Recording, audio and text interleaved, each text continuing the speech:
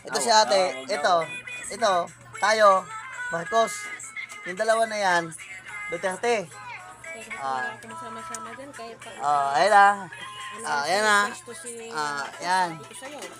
Lahat ng umuupong presidente, pagdating ng panahon, may kaso din yan sila. Walang Diba, kaso, wala. Sabi ko, wala nga ang kaso. Una-una, guni-guni nyo lang yan. Una sa lahat, guni-guni din mo din yan. Sa mga Sige nga, paano magkakaso si Marcos? Pag matapos sa ano, pag Huwag ka na ang tanong malasin sa presidente. paano makasuhan ang presidente? Sige nga.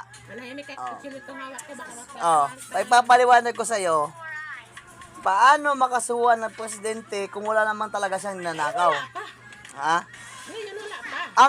Ang pondo ng bayan, ang pondo at ang mga pwedeng pera na mailabas sa Malacanang, wala sa kanya.